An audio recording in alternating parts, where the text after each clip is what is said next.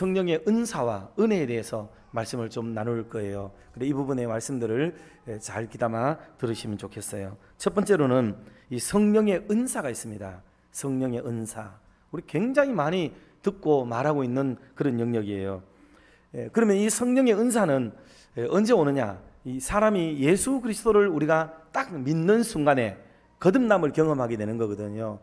어떤 교파나 교단에서는 거듭남의 확연한 결과가 또 그런 징조들이 자기의 내적 외면적 어떤 상황이 일어난다라고 보는 경우도 있습니다.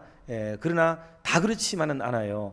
그 교회사 속에서도 굉장히 추돌적으로 성령의 역사가 일어나는 사람도 있습니다. 오면 막 불같이 성령이 임하고 막 감당할 수 없는 그런 은혜가 임해서 사람이 막 그 자리에서 막 뒤집어지고 구르고 하는 이런 현상이 나타나는 분들도 있습니다. 그런데 또 교회사 속에는 내가 성령이 언제 왔다 갔지? 하고 아무런 그런 어떤 느낌을 느끼지 못하는 그런 경우도 허다하게 많이 일어났다고 보고하고 있습니다. 그러나 그의 삶에는 굉장한 인격적인 삶의 변화가 자자하게 나타나게 되고, 그리고 살아가던 삶의 시선이 세상이 아니고 이제는 하나님께로 돌이키는 이런 일들이 일어납니다. 그래서 이게 점진적 변화가 있고요, 하나하나 조금씩 단계적으로 변해가는 게 있습니다. 그리고 순간적 변화가 일어나는 경우도 있습니다. 그래서 이 둘을 우리 교회에서는 다 인정을 하고 있어요. 이런 성령이 우리 안에 계시면 순간적으로 변화될 수도 있고, 그리고 점차 점진적으로 변화될 수도 있는데, 중요한 것은 성령이 우리 안에 오시면은 우리 안에서부터 자자한 변화가 일어나기 시작한다는 변화가 일어나서 내 안의 마음속에 먼저 어둠의 권세, 그리고 부정적인 요소들, 이런 것들이 하나하나 청산되기 시작을 해요. 그리고 이것이 어느 시점이 되면은 외적으로까지 표출되는 일을 마다하지 않게 됩니다. 그래서 그의 삶의 근황들과 또 지근거리에서부터 뭔가 모르게 달라지게 되어지는 하나하나의 현상들이 나타나게 되는 거예요. 이 성령이 내 안에 어떤 은사를 주었는지, 어떤 재능과 이런 탤런트를 주셨는지, 이런 것들을 우리가 신경도 쓰지 않아요. 아무런 관심도 갖지 않습니다. 그냥 오직 어쩌다가 성령 받았나 안 받았나에만 민감하게 반응할 뿐이고, 이 성령을 왜 받아야 되는지, 받았으면 뭐를로 나아가야 되는지에 대해서 우리 듣지 않기 때문에 우리는 이 성령에 대한 혼란이 거기서 멈춰버리고 말았어요. 자, 그래서 이런 은사들의 종류가 많은데 성경에 기록되지 않은 은사들도 물론 있어요. 분명히 있습니다. 그럼 뭐 예를 들어서 방서이죠, 방서, 뭐 이런 것들도 있죠. 그래서 뭐 글을 쓰는 것도 있고, 뭐 등을 비롯한 역사가 현실 속에, 교회사 속에 나타나, 그러나 성경에는 이 말씀드렸던 19가지 은사들이 주를 이루고 있습니다. 주를 이루고 있어요.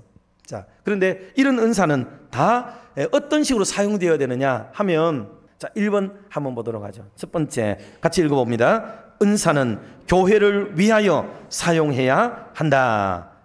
기억하세요. 은사는 반드시 어떤 은사라도 은사는 교회를 위해서 사용이 되어져야 되는 거예요. 이게 이 교회가 주님의 몸이고 주님이 머리가 되시고 주님이 피값으로 치르는 교회인데, 이 교회를 무시한다는 말은 예수 그리스도의 보혈을 무시하는 행위와 똑같은 거기 때문에, 여러분, 교회를 우습게 하는 것은 이거는 그가 매우 위험한 교회관을 가지고 있다 생각하시면 되는 거예요.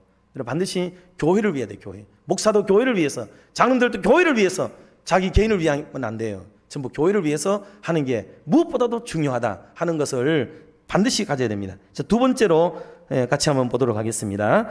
은사에는 귀천이 없다.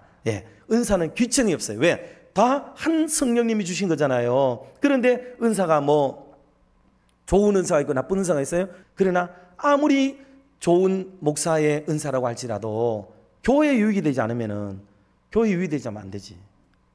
장로들 마찬가지. 아까 말씀드렸듯이 우리는 모두가 교회를 위하여라는 이 단어가 새롭게 우리에게 좀 다가와야 된다 하는 겁니다. 세 번째는 은사를 위해서 기도할 수 있는데, 우리는 다 은사를 위해서 기도하면 되거든요. 그런데 기도할 때 가장 큰 은사를 구하라 하는 거예요. 가장 큰 은사.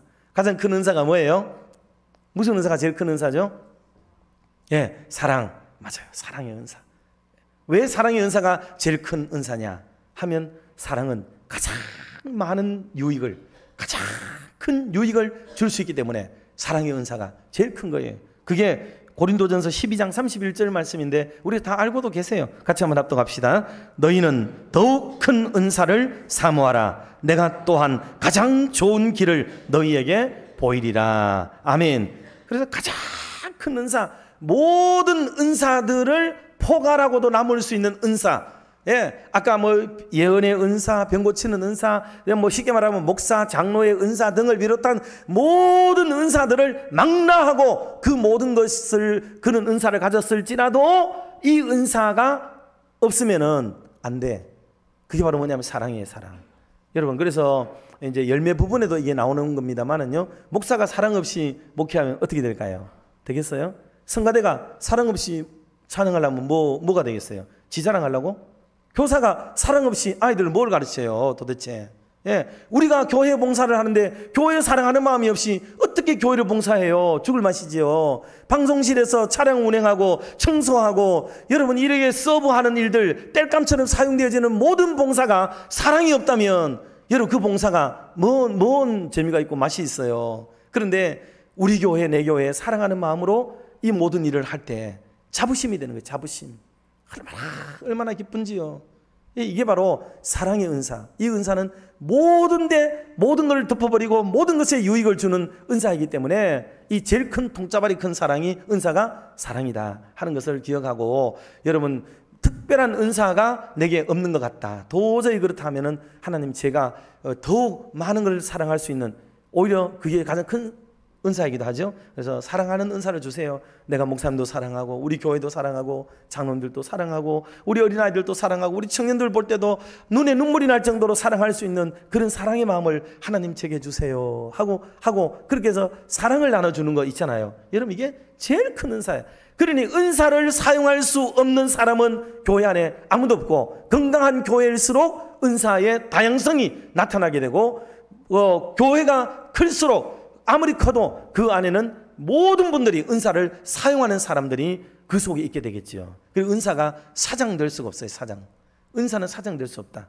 찬송을 좋아하는 분들은요, 찬송 시간에 고함을 질러 불러요. 좀 크게 부르고 하나님 기뻐하시도록 부르고, 말씀을 들을 때 아멘! 아멘 좀 하고 놀랄 정도로, 물론 이게 또 거슬릴 수 있어요. 또 지나치면. 그래 균형을 잘 봐가지고 선동을 해요. 선동. 좋은 면에서. 그래 뭔가 우리 교회 기도가 없다 그러면 기도를 좀 리드해 나가고, 아멘이 없다 그러면 아멘을 리드해 가고, 여러분 이게 첫 번째 펭귄이 되는 것 같은 이런 사명을 가지고 뭔가 해 나가는 것, 이게 되게 중요하다고요. 중요해요 이게.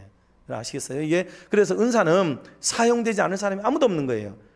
그 집안에 총대한 결정을 내려야 될 때가 있는데, 그 마을에도 그렇고 아무도 나서지 않을 때 그 연세 많은 90 넘은 할아버지 한 분이 지팡이를 짚고 뚜벅뚜벅 나가면서 내가 먼저 하겠어. 내가 하겠어. 지원을 하니까 모든 분들이 감동을 받아가지고요. 나도 저 할아버지도 하시는데 나도 이렇게 나오는 일들이 우리 인생에는 드라마틱한 일들이 많습니다. 성령의 은사는 누구에게나 이런 다양한 은사, 성경에 기록되지 않는 은사도 활용할 수 있다 하는 것을 기억해야 되고, 마지막 네 번째는요, 이게 은사가 없어도 그리스도인들의 책임을 다해야 돼요. 은사가 없어도, 만약에 은사가 없다 할지라도, 은사가 없어도 그리스도인으로서의 책임, 예를 들자면은 전도하는 거, 나는 전도의 은사가 없어요. 그래도 전도해야 돼. 찬송의 은사가 없어도 찬송해야지. 여러분 찬송의 은사만 있는 사람만 찬송하면 되겠어요? 하나님 앞에 예배를 드리는데 나는 예배의 은사가 없어요. 그렇다고 예배를 안 드려? 그럴 수는 없는 거예요. 그러니까 은사는 각각 있는 사람들이 더 아름답고 힘차게 섬기는 것은 섬겨나가되, 은사가 그쪽에 은사가 없더라도 우리는 그리스도인으로서 마땅히 해야 될, 하나님의 사람으로서 해야 될 예배와 구제와 선교와 교육과 이런 다양한 교회가 해야 되는 영역을 감당하려고 하는 의무, 책임을 우리는 모두가 지고 있다 하는 것을 여러분 기억을 해서 은사적인 부분들을 우리 좀 바로 세우셨으면 좋겠어요. 그래서 첫 번째 되지만 말씀드렸지만 이 은사는 장르가 다양하고 되게 중요합니다. 그래서 오늘 이후로부터 하나님이 제게 주신 은사가 뭡니까 하고 물어보시고, 이 은사를 우리의 삶의 현장 속에 좀 다양하게 활용해서 하나님을 기쁘게 하고 교회를 풍요롭게, 교회를 더 유익하게, 또 교회에 속한 온 성도들에게 기쁨과 즐거움을 주며 하나님의 공동체를 하나님 보시기 아름답게 만들어가는 저와 여러분들의 신앙생활 되기를 주님의 이름으로 축원합니다.